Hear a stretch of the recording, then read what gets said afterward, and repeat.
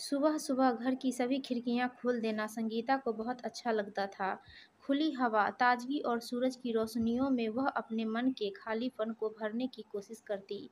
हर दिन नई उम्मीदें लाता है, संगीता इस सत्य को जी रही थी, लेकिन सासू माँ को यह कहाँ पसंद आता। शक संदेह से बहू को देखने की उनकी आदत थी, बिना सोचे समझे वे कुछ भी कह डालती। किस आशिक को देखती है जो सुबह सुबह खिड़कियां खोलकर खड़ी हो जाती है।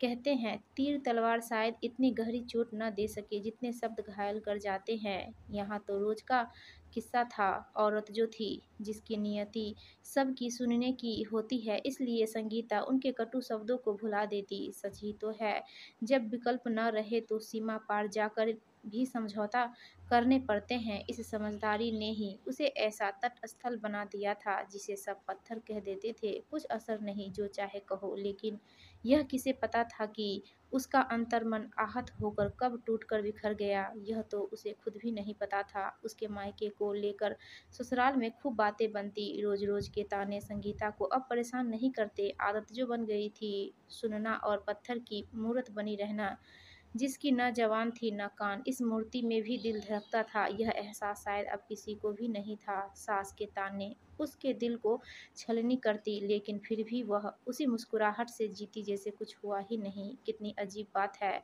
बहू मुस्कुराए तो बेहया का तगमा पाती है, बोले या प्रतिकार करे तो संस्कारहीन। ससुराल में उसकी एक देवरानी भी थी, मोनिका, बड़े घर की बेटी, जिसके आगे सासू माँ की जबान भी तलुए में चिपकी रहती। जब मोनिका अपने मायके जाती तो संगीता को भी अपने घर की बहुत याद आती, पर जाए तो कैसे, किसके घर जाए। वह रिश्ते इतने खोखले हो चुके थे कि अब कोई एक फ़ोन करके उसका हालचाल पूछने वाला भी नहीं था। आज जब मोनिका अपने मायके से वापस आई तो उसका मन भी तड़पने लगा। सासू माँ उसके लाए उपहारों, कपड़े, गहनों को देख फूली नहीं समा रही थी। रह रहकर संगीता को कोसना जारी था। मोनिका संगीता को अपने कमरे में ले आई, उसे अपने पीहर के किस्से बताने लगी। संगीता जैसे अतीत में खोने लगी।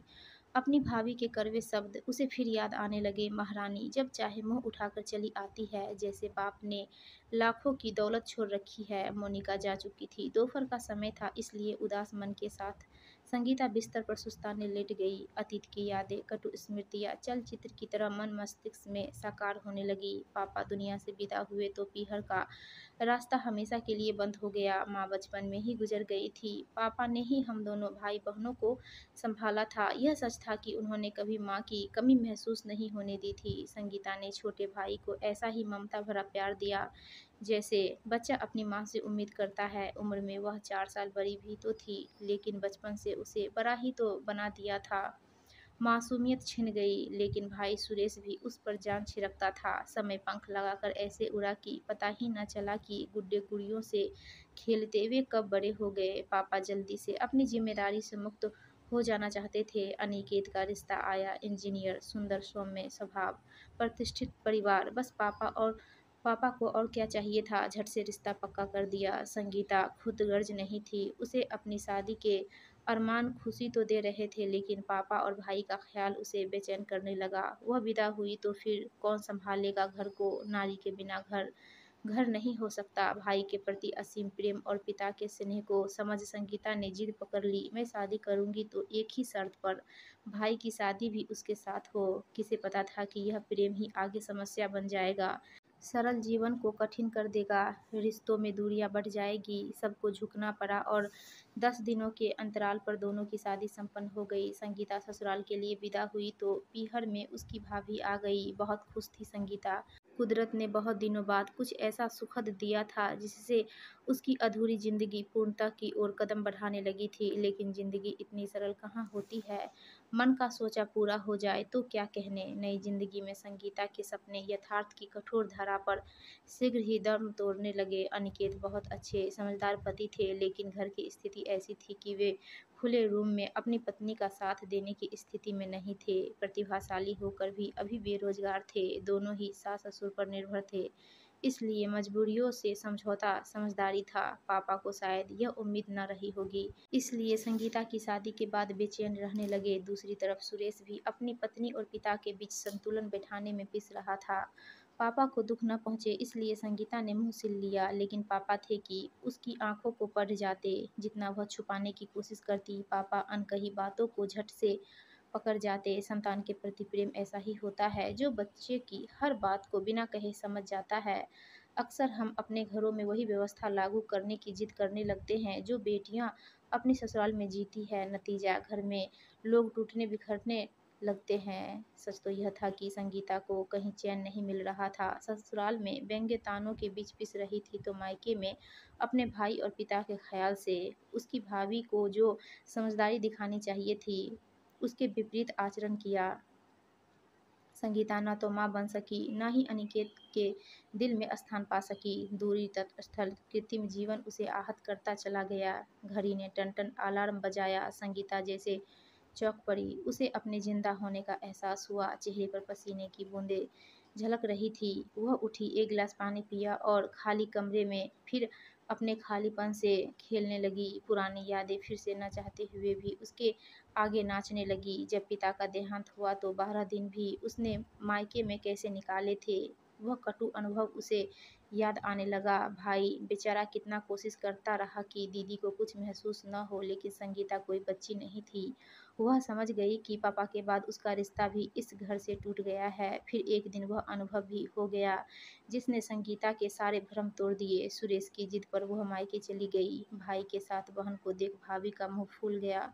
रात को संगीता ने उनके कमरे से आती तेज आवाज़ों को सुन लिया। सुरेश अपनी पत्नी के गैर जिम्मेदाराना व्यवहार से खींच उठा था। उसकी बीवी ने साफ साफ शब्दों में कहा, अगर यह महारानी मुझे दोबारा यहाँ दिखी तो समझ लेना उसी क्षण फांसी के फंदे पर झूल जाऊंगी। मुझे क्या बेवकूफ़ समझते हो? मुझे पता है यह मायके में क्यों मंडराती है। पूरी संपत्ति हड़पने के लिए तुम्हें सड़क पर ना ला दे तो कहना। इसके बाद शायद हाथापाई भी हुई होगी। सुरेश यह बात कैसे सहन कर पाता? नफरत से संगीता तरफ उठी। छी, क्या किसी की ऐसी नीच सोच भी हो सकती है? पूरी रात संगीता ने जागते निकाल दी।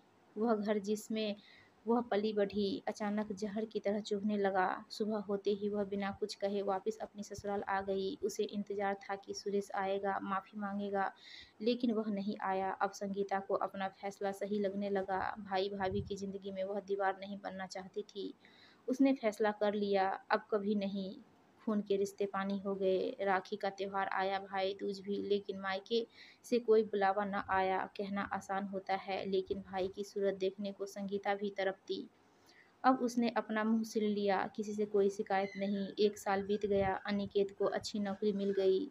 अब संगीता की हालत भी पहले से बेहतर होने लगी। अनिकेत उसे नॉर्मल करने की बहुत कोशिश करता, लेकिन बुझे मन में अब उमंग उम्मीदें फिर से जगाना मुश्किल लगने लगा था। आज जनवरी की 10 तारीख थी। वैसे तो खास दिन उसका जन्मदिन था, लेकिन यहाँ किसे कदर थी उसकी। सुबह के 7 बजे थे। अनिकेत अभी भी सो रहे थे। सासू माँ व्यस्त थी। तभी दरवाजे की घंटी बजी। संगीता ने खिड़की से बाहर देखा। अचानक उसका रोम रोम खिल उठा। अपनों का प्यार सैलाब बन फूट कर बाहर निकलने लगा। दरवाजे पर सुरेश और भाभी खड़े थे। संगीता चहकते हुए दौड़ी। हैप्पी बर्थडे दीदी। सुरेश ने पैर छूते हुए दी को शुभकामना दी। भाभी भी उसके पैर छू रही थी। स्नेहिल क्षणों में, कटुता क्षण भर में छूमंतर हो गई। सास और मोनिका आश्चर्यचकित थे। सुरेश आज उन सब के लिए उपहार लाया था। संगीता किचन की तरफ दौड़ी। ससुराल में बहू का सबसे बड़ा मेहमान भाई होता है। भाभी भी उसका हाथ बटाने रसोई में आ गई। दोनों खिलखिलाकर ऐसे बातें करने लगी जैसे पहली बार मिली हो। अनिकेत भी उठ गए।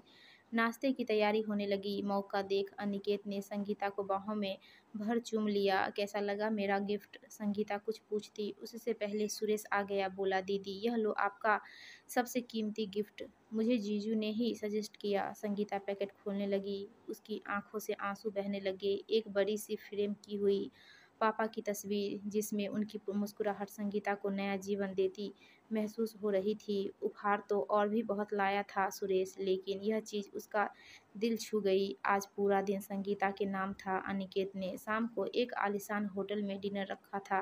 रात में जब संगीता अनिकेत के पास आई तो देखा सामने की दीवार पर पापा की फोटो टंगी है। अनिकेत कह रहा था, संगीता, ससुराल में मायके की यादें न हो तो जीवन अधूरा रह जाता है। अब अपने बेडरूम में आधी चीज़ें मेरी और आधी तुम्हारे मायके की यादगार वाली होगी। ओह अनिकेत, तुम इतना चाहते हो मुझे। संगीता भावविह्वल हो अनिकेत से लिपट गई। संगीता, चाहने का मतलब ही यह है कि हम बिना कुछ कहे एक दूसरे को समझे, एक दूसरे की कमी को पूरा करें। तुम अंदर ही अंदर घुल रही थी, लेकिन मैं तुम्हें जीते जी मरता नहीं देख सकता था। बत्ती बुझ गई, दोनों एक दूसरे की बाहों में खो गए। दोस्तों, आपको यह कहानी अच्छी लगी तो प्लीज़ हमारे वीडियो को लाइक कीजिएगा और चैनल को सब्सक्राइब